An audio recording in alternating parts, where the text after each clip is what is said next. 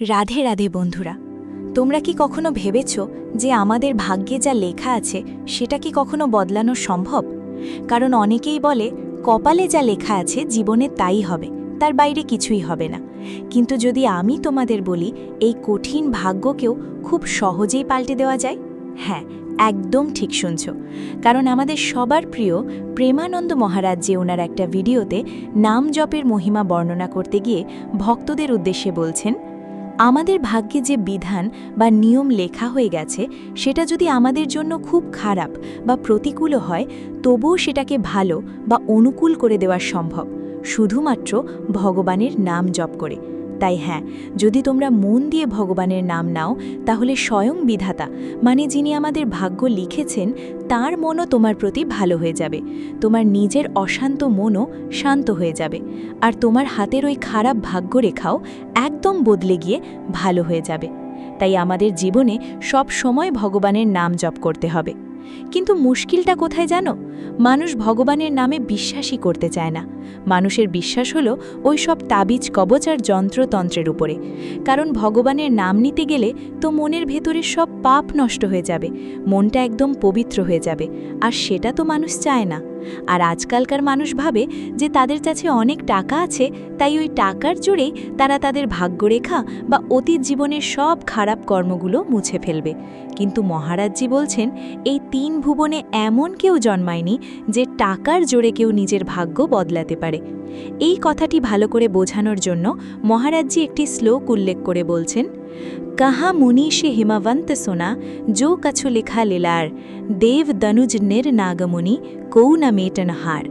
অর্থাৎ এর মানে হল, মহামুনি একবার হিমালয়কে বলেছিলেন, শোনো, আমাদের কপালে বা ভাগ্যে যা কিছু লেখা আছে তা কোনো দেবতা, কোনো দানব, মানুষ, সাপ বা বড় বড় মুনি ঋষিরাও কখনো মুছতে পারে না।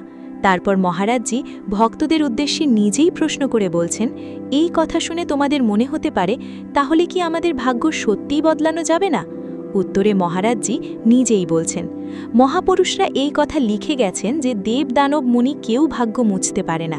এর কারণ হল, এই পৃথিবীতে শুধুমাত্র একটাই জিনিস ভাগ্য মুছতে পারে, আর সেটা হলো স্বয়ং ভগবানের নাম। হ্যাঁ, একমাত্র ভগবানের নামই তোমার ওই খারাপ ভাগ্যকে মুছে দিতে পারে। এমনকি ভগবানের নাম নিলে যিনি তোমার প্রতি রুষ্ট বা প্রতিকূল হয়ে আছেন, সেই বিধাতার মনও তোমার প্রতি অনুকূল বা প্রসন্ন হয়ে যায়। তাই যারা সব সময় ভগবানের নাম জপ করার অভ্যেস করেন, তাদের জন্য খারাপ ভাগ্য সৃষ্টিকারী বিধাতাও একদম সহায় হয়ে যান। আর এদিকে আমাদের সবারই একটা খুব চেনা অভিযোগ থাকে, সেটা হলো আমরা প্রায়ই বলি, আমার মনটা না বড্ড খারাপ, আমার মন কিছুতেই শান্ত হয় না, আমার মন শুধু এদিক ওদিক ছুটে বেড়ায়। এখানে মহারাজজি বলছেন, আরে বাবা, যে ভগবানের নাম খোদ বিধাতার মনকেই পাল্টে দেয়, সেখানে তোমার ওই ছোট্ট মনের আর কি ক্ষমতা আছে বলো? তাই একবার মন থেকে ভগবানের নাম জপ করেই দেখো কি হয় তোমার মনের সাথে। তারপর মহারাজজি বলছেন, অনেকেই আবার বলে, আমি তো ভগবানের নাম জপ করি, কিন্তু কিছুতেই মন বসে না, জপ করার সময় মনে শুধু আজে বাজে নোংরা চিন্তা আসে। এই কথার উত্তরে মহারাজজি নিজেই বলছেন, আরে ওই যে বাজে চিন্তাগুলো তোমার মনে আসছে, সেগুলো তো আসলে তোমার মন থেকে বেরিয়ে যাচ্ছে, সেগুলো নতুন করে তোমার মনে ঢুকছে না, বরং তোমার ভেতরটা পরিষ্কার হয়ে যাচ্ছে। তারপর মহারাজজি নাম জপের আরেকটা ভালো উদাহরণ দিয়ে বলছেন, নাম জপ করতে তোমার মন হোক বা না হোক তাতে কোনো যায় আসে না। যেমন আগুনের মধ্যে তুমি ভুল করে হাত দাও অথবা ইচ্ছে করে হাত দাও, সে তোমাকে ঠিকই পুড়িয়ে দেবে। আবার ধরো তুমি খাবার খাচ্ছ, এখন খাবার খাওয়ার সময় তোমার মন যদি অন্য কোথাও থাকে, তাহলেও কি তোমার পেট ভরবে না? পেট তো ঠিকই ভরে যাবে, তাই না? ঠিক একই রকমভাবে ভগবানের নাম নেওয়ার সময় তোমার মন বসুক বা না বসুক, তুমি শুধু নাম নিয়ে যাও, ভজন করে যাও, তাহলেই দেখবে ঠিক একদিন তুমি ভগবানকে পেয়ে যাবে, আর তখন তোমার মন এমনিতেই নাম জপে বসে যাবে। তাই কলিযুগে ভগবানের নামই হলো কল্পতরু বা সব ইচ্ছে পূরণ করার গাছ। তাই যে মানুষ মন দিয়ে এই নাম জপ করে, তার কপালের খারাপ ভাগ্যরেখাও একদম মুছে যায়।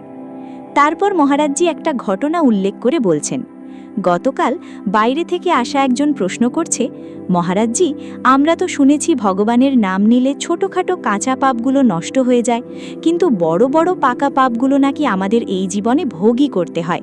কারণ আমরা দেখেছি অনেক বড় বড় সাধু মহাপুরুষদের শরীরেও অনেক কঠিন রোগ হয়, তাদেরও নাকি সেগুলো ভোগ করতে হয়।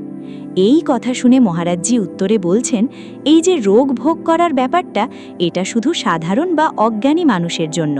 যারা ভগবানের নাম জপ করেন বা যারা সব সময় ভগবানের আনন্দে ডুবে থাকেন, তাদের এই রোগ ভোগ করতে হয় না। মানে এই যে রোগের কষ্ট, সেটা কিন্তু তাদেরকে ভোগ করতে হয় না।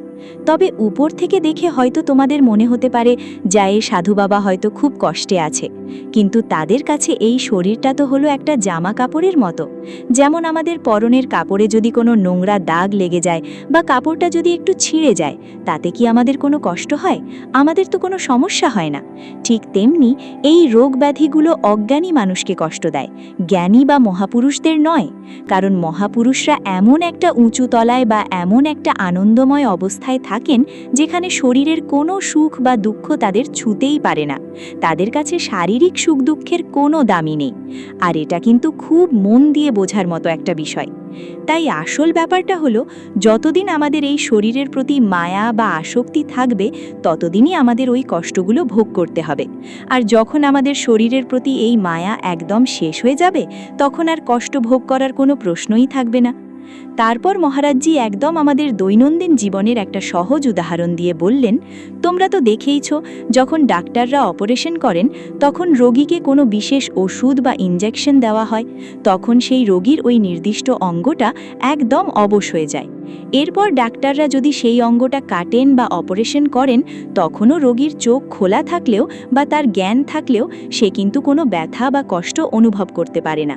তাহলে এবার তোমরাই ভেবে দেখো, যদি একটা সাধারণ ওষুধের এত ক্ষমতা থাকে, তাহলে ভগবানের নামের ক্ষমতা কতটা? ভগবানের নামের মাধ্যমে যদি কেউ নিজের মনটাকে একদম ভগবানের আনন্দের সাগরে ডুবিয়ে দেয়, তাহলে শরীরের কোনো রোগ বা কষ্ট তাকে একটুও যন্ত্রণা দিতে পারে? কিন্তু সমস্যাটা হলো আমাদের মন তো সবসময় এই শরীরের প্রতিই আসক্ত হয়ে আছে। তাই আমাদের মনে হয় এমনটা কিভাবে সম্ভব? কারণ আমরা তো কখনো শরীর থেকে মনটাকে ভগবানের চরণে রাখার অভ্যেসটাই করিনি। আমরা জীবনে যা কিছুই করেছি, সেটা এই আমি শরীর বা শরীরের মায়ায় পড়েই করেছি। আর ঠিক সেই কারণেই আমাদের এই শরীরে যত সুখ বা দুঃখ আসবে, সেটা আমাদেরকেই ভোগ করতে হবে। তাই সবশেষে প্রেমানন্দ মহারাজজি আমাদের এটাই বোঝালেন যে ভগবানের নামে এক অদ্ভুত আর অলৌকিক শক্তি আছে। তাই তোমরা শুধু মন দিয়ে ভগবানের নাম করতে থাকো, তাহলে দেখবে জীবনের সব কষ্ট ধীরে ধীরে দূর হয়ে যাবে আর জীবনটা একদম শান্তিতে ভরে উঠবে। তাহলে বন্ধুরা, আজকের মতন এটুকুই। আর এই ভিডিওটা যদি তোমাদের ভালো লেগে থাকে, তাহলে কমেন্ট বক্সে অবশ্যই রাধে রাধে লিখে দাও। আর প্রেমানন্দ মহারাজের হিন্দি ভিডিওগুলো এইভাবে বাংলায় শুনতে চাইলে চ্যানেলটিকে সাবস্ক্রাইব করে বেল আইকনটা অন করে দাও। তাহলে দেখা হবে পরের ভিডিওতে। রাধে রাধে।